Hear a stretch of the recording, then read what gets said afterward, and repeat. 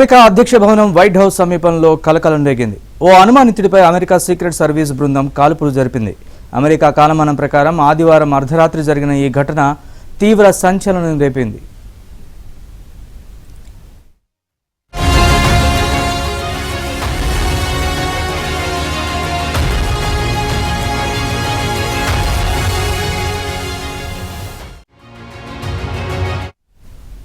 Indiana నుంచి Washington కు వచ్చిన ఓ వ్యక్తి కదలికలను స్థానిక పోలీసులు గుర్తించారు. అతను వైట్ హౌస్ సమీపంలో ఉన్నట్లు సీక్రెట్ సర్వీస్ కు సమాచారం అందించారు.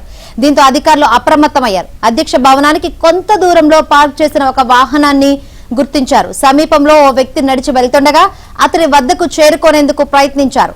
అధికారులు రావడాన్ని గమనించిన అతడు వెంటనే తన వద్ద ఉన్న తుపాకీతో కాల్పులు జరిపేందుకు ప్రయత్నించాడు.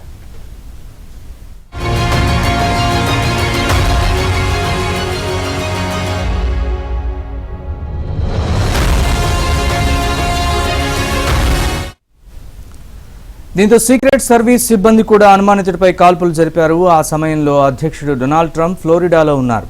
ఈ ఘటనలో అనుమానితుడు గాయపడినట్లు అధికారులు తెలిపారు. అతన్ని ఆసుపత్రికి తరలించినట్లు తెలిపారు. ప్రస్తుతం అతడి పరిస్థితి ఎలా ఉందనే విషయం మాత్రం వెల్లడించలేదు. ఈ ఘటనపై దర్యాప్తు కొనసాగుతోందన్నారు. ఇక ఇదే అంశానికి సంబంధించి మరింత సమాచారాన్ని మా ఢిల్లీ బ్యూరో చీఫ్ కృష్ణ అడిగి తెలుసుకుందాం. కృష్ణ, చెప్పండి, అమెరికా అధ్యక్ష భవనం వైట్ హౌస్ సమీపంలో జరిగిన కాల్పుల కలకలానికి సంబంధించి పూర్తి వివరాలు చెప్పండి. నరేష్, ఈ సంఘటన ఆదివారం రాత్రి అంటే అర్ధరాత్రికి తర్వాత ఈ సంఘటన జరిగింది.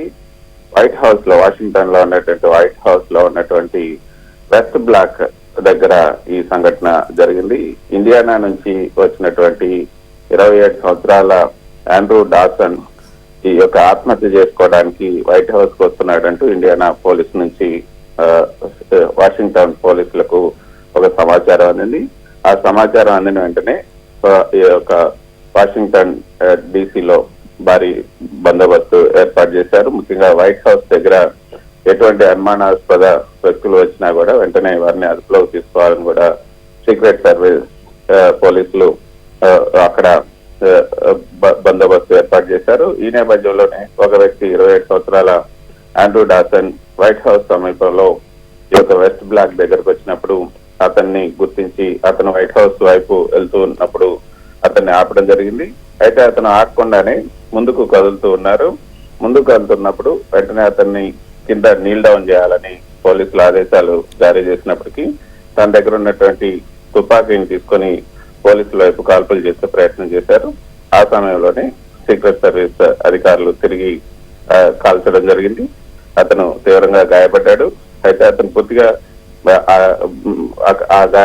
ఆ కాల్పుల్లో అతను మరణించాడా లేదా అన్నది ఇంకా సీక్రెట్ సర్వీస్ అధికారులు తెలపలేదు.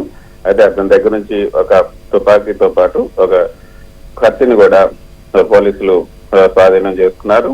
అయితే ప్రస్తుతం అతన్ని అక్కడే ఉన్నటువంటి దగ్గరలో ఉన్నటువంటి ప్రభుత్వ